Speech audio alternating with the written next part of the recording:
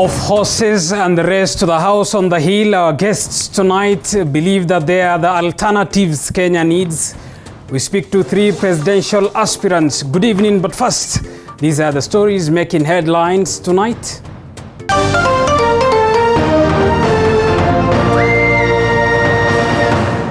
Tonight, families of MWINGI bus victims start identifying the bodies of their loved ones.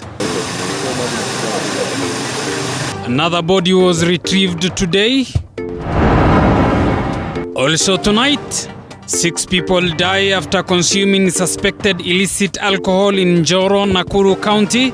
Yeye alikuwa kinywa pombe, kijaribu kumkana, haongea masemi ndio mapana, lakini mwisho anarudi kuingia katika hiyo ulevi. And preparations for RAILA'S big announcement on Friday underway. Ijumaa ndio sasa itaonyesha kwamba handshake imekuja pamoja, Wakenya imekuja pamoja. This as Ruto accuses government of intimidating his allies. And there will be no time that the criminal justice system will be used to manipulate the politics of our nation. Plus, government hints at reintroducing caning in schools. We need to introduce caning back in schools, like yesterday. Several schools have been burnt down and students arrested.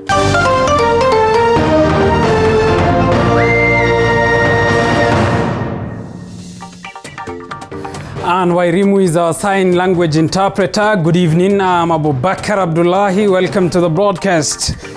To our top story tonight, and families of the MWINGI bus tragedy that claimed 33 lives have begun to identify bodies of their loved ones at the MWINGI Level 4 hospital mortuary.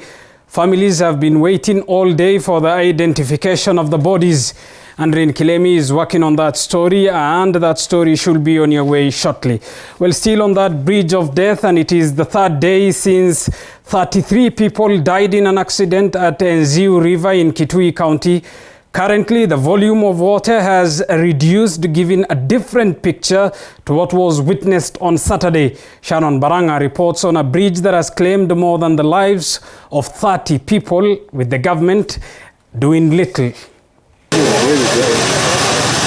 This is the scene of the tragic accident that happened on Saturday at River NJERI in Kitui County.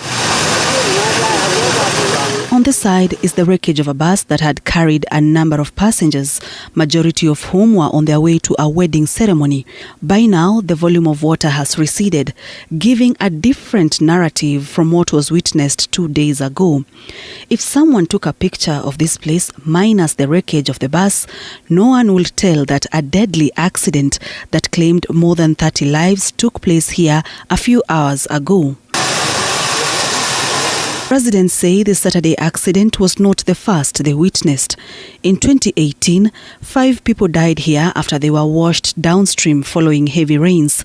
2 months later, after the incident, 5 people who were from attending a funeral met their deaths at the place that is now known as a dangerous spot in Kitui County. In 2019 and 2020, a number of people died while trying to cross the river, which brings the question as to why is it that a bridge has never been constructed in the previous years? In the river, concrete slabs stand as testament that some construction was taking place, a project of the former Member of Parliament, but stalled when he failed to clinch the seat for a second term. And now many have been blaming the national and county governments for the deaths that have been taking place at NJERI River. Sharon Baranga, TV 47. Meanwhile, 6 people have died after consuming suspected illicit brew in Njoro, Nakuru County. Chichi Josephine reports from Kenya's latest capital. 6 people died in this Njawado village in Njoro, Nakuru County after consuming what is believed to have been an illicit brew. Before they died, they were complaining of stomach upset. Wakati tulipotoka kazi, tukamkuta kwa nyumba yake anapiga mayowe. Halafu tukaenda, tukamkuta amesweat sana. Tukajaribu kumuongelesha. Akasema aongei, alikuwa anasema maumivu ya tumbo. Wakati ilifika saa 4 ya usiku akazidiwa. Akaanza kutoa sauti ya uchungu akisema hata tena macho sasa haoni kabisa, macho imepotea. Ndio tukatoka hapa nje, tukaona motorbike, tukambeba. Kufika kwa county council tukakuta daktari, hata daktari hakumhudumia, akatuambia huyu mama tayari ameshaaga. According to the families of the victims, addiction to alcohol is rampant in the area, an issue that they blamed on the local government and the county government of Nakuru for what they termed as negligence. Tungekuwa tukienda kila nyumba hiyo iko na changa, ndio tujue jukumu sisi wenyewe, tuone vile watatupania. Lakini sasa sisi hatuna uwezo. Kwa maana tukisema hivyo, askari naye wanakuja na wanasema hapana, hiyo ni kazi yetu. Sasa tunawasiria askari fanye kazi yao. Hawezi tukisema watoto wanalipika, hakuna kitu wanafanyaga. Tunashoka bure kugo. Tunaandamana siku hiyo, tunaandamana tunabaka kwa polisi na hiyo maneno inaisha hivyo. Francis Mungai, an elderly man who lost his 38-year-old son, explains that his son has been an alcoholic for some time, blaming it on unemployment. Vile nimekaa na yeye, alikuwa mtu ambaye anapenda pombe hizi kali. Yeye alikuwa kinywa pombe, kijaribu kumkana, haongea masemi ndio mapana, lakini mwisho anarudi kuingia katika hiyo urupe ulevi hiyo. Kazi imekuwa ni madufu, kazi kupatikana imekuwa ni shida. Sasa watoto wengi wamekaa ido. Sasa hiyo idleness yao, mtu baada ya kufikiria jambo la kufanya, nafikiri kiingia pale nigonge kwa bag moja, stress zangu zinainisha. Lakini kujitupa. Hii wa kijana wakikunywa hiyo pombe, watu wanatufanyia madhara. Kama mimi mwaka hii nimeimbiwa buzi 15 na imeenda yote. Hawa wakilewa si wanaenda kuchukua hiyo mbuzi ya watu wanaenda naye. Wanapeleka kwa mwingine. Huko sasa wanakunywa hiyo mapombe. Hiyo mabusi na sijio huko. Kwa nini hawa watu hapana sika hii watu?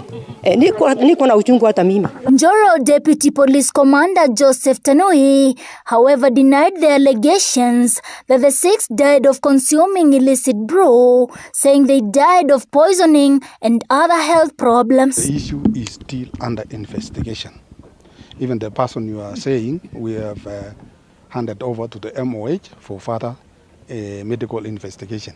So we cannot say exactly what or concur with what you are saying, but after what the MOH will find out is when we can say something. Madam, just go virus. Chichi Josephine, TV47, Nakuru. Just in fabric. Elsewhere, Education Cabinet Secretary Professor George Magoha and his Interior and Coordination of National Government counterpart Dr. Fred Matiang'i are now calling for the reintroduction of caning in schools to deal with the rising cases of indiscipline. The two have expressed their disappointment with the rising cases of school fires across the country. Speaking during the commissioning of new classes in South Mugirango, Kisii County, Magoha said that the indiscipline has been the main cause of the rising student-triggered arson attacks in the country. Raila Amolo Odinga ambaye ni shughuli ya wageni wote mazuri ambaye wametutembelea leo. We need to introduce caning back in schools like yesterday, and the parents should stop producing children, or when you produce them by the grace of God, discipline them. Do not expect our teachers to do the impossible. Going further on this direction, it is also that conversation that Fred is talking about is going to include the provision of approved schools. If you want to know the challenges that we have with parenting in this country, talk to school principals. In fact, I believe that other than those of us in the security sector, the school principals are some of the people who have the toughest jobs in this country. Let's get to some politics. And ODM leader Raila Odinga is set to make what he terms as the biggest political announcement on Friday this week.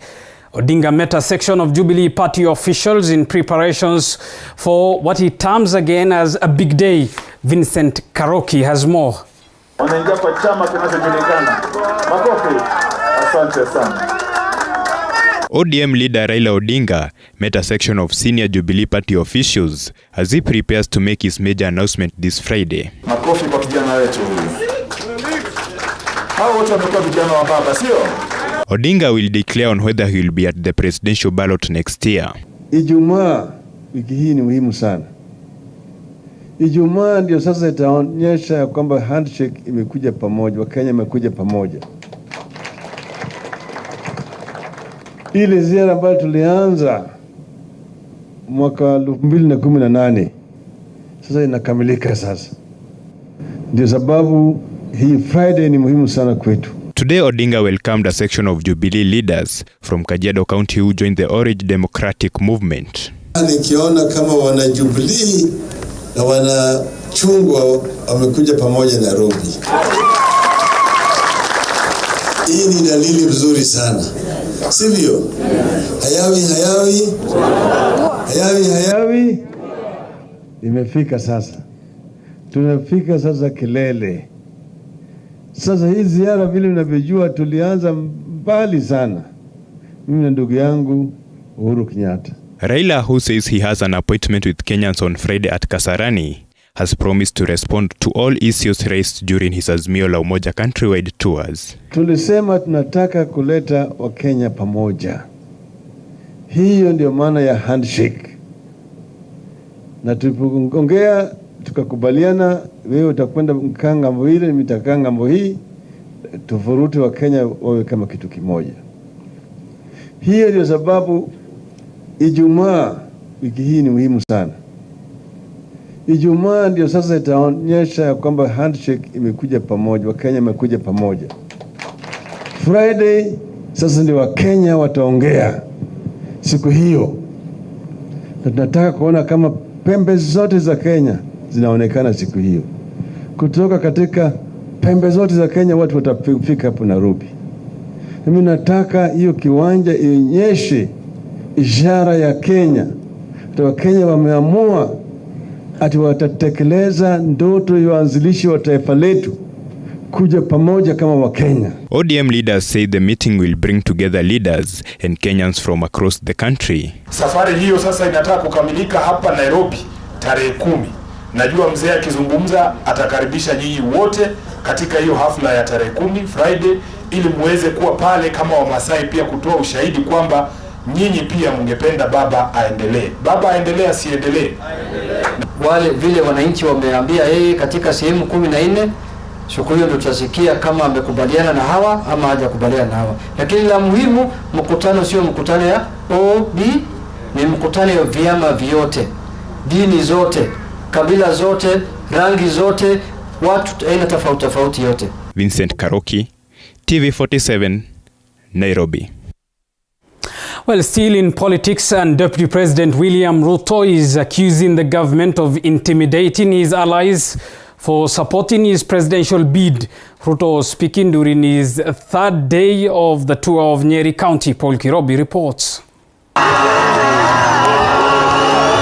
Deputy President William Ruto has asked his competitors to stop using the criminal justice system to advance their political agenda. Speaking in Nyeri County during his 3-day tour, Ruto accused his competitors of using the criminal justice system to intimidate and blackmail his supporters. It just demonstrates that they have no plan. They have no clue where they want to take this nation. And I want to commit to the people of Kenya that the criminal justice system under our administration will be used to fight corruption and fight crime. The second in command assured Kenyans that if he clinches presidency, the criminal justice system and independent bodies will not be politicized. DP was accompanied by, among others, Nyeri Governor Mutahi Kahiga, who ditched Jubilee Party for UDA. Ruto telling the judiciary not to allow politicians to use them to manage the country's politics. Huyu mtu mwenye kiburi anaitwa Matiang'i. Pale jana Kisii ameanza siasa ya kupiganisha majamii na kuleta furugu kati ya jamii yake na jamii nyingine. Yeye ni waziri wa usalama, ndio wanatakiwa kulete watu pamoja. Wakenya wote watakutisha Wakenya na maneno ya vita kwa uchaguzi. And we have made a deliberate decision as the Hustler Nation that this election is going to be peaceful and that we are going to conduct dignified campaigns across all the months up to next year. Sasa tunaunda serikali ya UDA. Watu wa Kieni, watu wa huku Charity, mjue hii safari ni ya kuunda serikali. Ambia magavana wengine hawa wameenda ile chama dogo wajue wananchi wako UDA. Na ndio maana tuliamua tukiwa viongozi wa hapa mlima tutaingia kwa chama cha kitaifa cha UDA. The deputy president said he will invest in the agricultural sector to ensure farmers earn a decent living and eradicate hunger in the country, a agenda that he says will address issues affecting the Mount Kenya region. Before making roadside stopovers, the DP met the leadership of the Anglican Church of Kenya ACK, Nyeri Diocese, at St. Peter's Cathedral Church in Nyeri Town. Paul Kirobi, TV47. Thank you, Paul Kirobi, for that. You're watching TV47 News Tonight. Time for us to take a short break. Stay with us. We still have a lot lined up for you.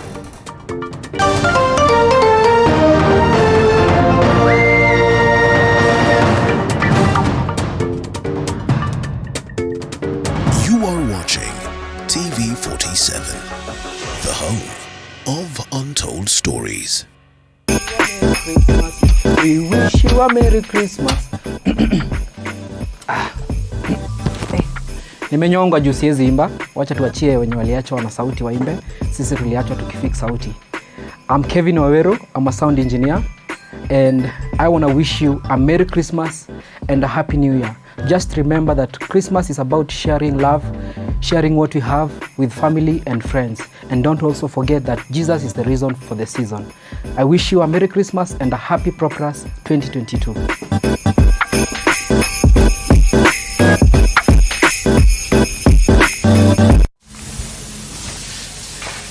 Captain, tupigie risto. Mabron Jace. Yeah. Wacha ni washo vile msupa alinituma vitungu sokoni. Aje? Nilikuwa naenda kulamba bet juu ya game moja. Nikauliza, yani naweza lamba bet juu ya game moja? Alafu madhawa vitungu akadai, jamani su kesho kuna betika. Nikamuuliza, naweza jitoa tu? Msewa mkoko akatokea akadai, ni mara ngapi nda? Na betika unaweza choma chapa yako kabla beti yako iungue. Ala? Ati cash out? Kabisa. Ukibetika unapata mo. Pata mo na Betika. History imeletwa kwako na Betika, the official sponsors of happiness. Gambling can be addictive. Play responsibly. Not for persons under 18 years of age. This advert is authorized and regulated by the Betting Control and Licensing Board. License number BK281. Betika, jukwaa la mabingwa. Sona moja imetengenezwa kwa njia spesheli ili kupambana na maumivu kwa haraka. Sona moja ina aspirin kama kiungo. Sona moja, kitulizo kamili. Maumivu yakizidi, pata ushauri wa daktari. My own money was to get trucks to bring water to Mathare. While we were continuing with step one, now there was the mask issue. So looking back into my community, I knew there's nobody who would even afford to buy one mask. So good enough, there are areas, I think Kibra and other areas started producing the reusable mask. So I mobilized my team, especially our lead tailor, to go to Kibra for training so that she was able to understand how to make the reusable masks so that we can see how we can also make to support our community. When she came back, we mobilized our students who were the women who were in the training, tailoring training, to start making masks. We were making masks and giving for free, and we started now mobilizing our friends to be able to help us do mass production. And through that, we've been able to get MasterCard Foundation coming through, so that, you know, what we were doing in small scale, we are now doing in large scale. Hii mask ya MasterCard Foundation imetusaidia sana. Kwa sababu sasa mtu kama tuseme kama huku kuwa na kitu yoyote kwa nyumba, ukishona ukipata hiyo pesa inakusaidia kununua kitu. Unasimamia kama familia. You are watching TV47, the home of untold stories.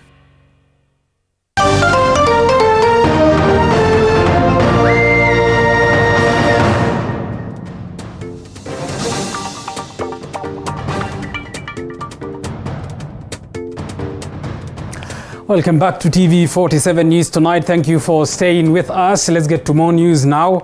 And Amani National Congress Party leader Musalia Mudavadi has promised to have more women in top leadership positions if he becomes president, that is Kenya's 5th president.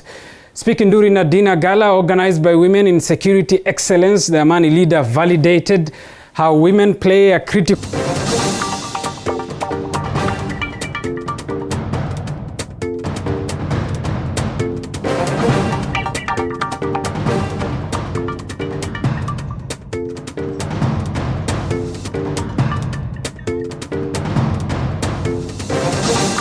We need the entrepreneurship of the women. We want you to venture into areas that nobody has ventured. We want you to help us interrogate our leadership. And whenever they come for promotions, even in public service, they are told, oh, you joined the service in police service. And I say to myself, that one, we have to pick on it. Because anywhere women are in this country, if indeed we look at the Constitution and we are saying we must include both men and women. Women who we know work 80% more than the men. Women that we know before you are promoted, you go through a very vigorous. And sometimes I have to say I'm the speaker because they're expecting that huge, So these spaces, if we are given that opportunity, we have a lot of potential. We have a lot of potential to contribute to the society in terms of development, in terms of even expertise. Elsewhere, BODABODA operators in the country can now breathe a sigh of relief after the government, through the Principal Secretary for Interior, Dr. KARANJA KIBICHO, promised to provide them with free licenses. And as Elizabeth Atieno now reports, BODABODA riders have been urged to promote peace in the next general elections. BODABODA operators in the country have 90 days to obtain licenses. Interior Principal Secretary KARANJA KIBICHO further says the BODABODA operators have until May the 31st next year to ensure that they are fully registered with the National Transport and Safety Authority, NTSA. Now, Mr. President, as you commit to the peace, I want you to commit that when we do the RRI, when we bring NYS to you, when we bring the thing down, if we catch you without a license, we arrest you. Commit. In a move that is aimed at streamlining the sector, the government announced that a 3-year driver's license fee has been reduced from the current 3,500 Kenya shillings to 1,050 Kenya shillings to ensure as many of the operators get the documents. The person who is just going to have a driving license with Class A of motorcycle, tuk-tuk, and the other small motorized motorbikes will pay 1050, meaning 350 per year. Sasa wewe kama uwezi kweli mbele ya Mungu pata 350 per year, hiyo ni kumaanisha every day you are paying less than 10 bob. Kweli? Hiyo sasa kama uwezi, hata mimi nitashindwa. Boda hii wache hiyo kazi tu, enda ingine. This was well received by the BODABODA riders who were gathered here for this symposium organized by the National Cohesion and Integration Commission, NCIC, the BODABODA Safety Association of Kenya, and the National Police Service. During the meeting, the BODABODA riders were urged to promote peace and unity ahead of the 2022 general elections. Kwa sababu ya kazi yenu, we would like you to put on your helmets for work. Also put on a of maintaining peace. The boda operators have been identified as the main targets for politicians in causing chaos to the country during elections due to their large population size. The political class, unajua what they do.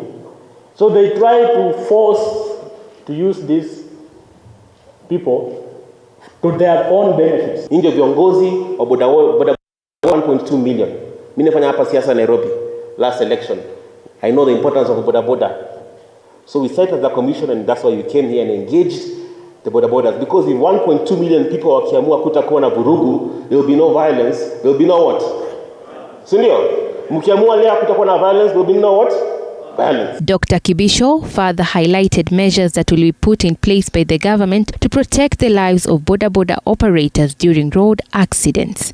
Ukienda hospitali, ile bili inakuja to pay the pain you are taking your parents through is immeasurable.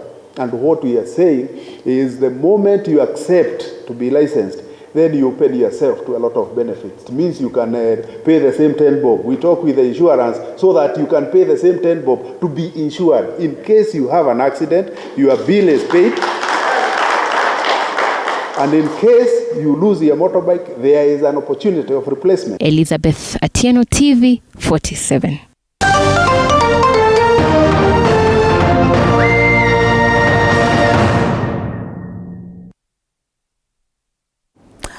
The NCBA Bank of Kenya has officially launched its new branch in Embu Town, which becomes its 78th branch in the country. Speaking during the launch, the NCBA Group Managing Director said that the bank is expected to meet its target of supporting businesses and personal financial needs across the country.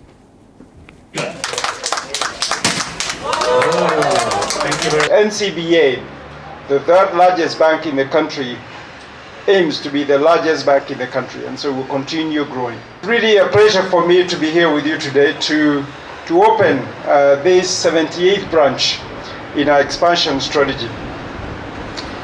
This, as Tyrus has said, marks our 9th branch that we're opening this year, and to have 9 branches open in a year of COVID is quite an achievement. Well, from banks and money matters, I understand we have live pictures from the region's largest airport, JKIA, where Kenya is tonight set to receive 4.2 million doses of the Johnson & Johnson vaccine from Germany. Just a reminder that Kenya will be receiving its largest consignment of Johnson & Johnson 4.2 million doses tonight. I understand Health CS Mutahi Kagwe, the Council of Governors Chairperson Martin Wambora, and the German ambassador to Kenya are receiving that. I understand also another consignment of 400,000 AstraZeneca vaccine is expected from Argentina at 10 p.m. a little bit in less than half an hour from now. Just a reminder that those are live pictures from the region's largest airport. As you can see on your screen, Health CS Mutahi Kagwe receiving a consignment of 4.2 million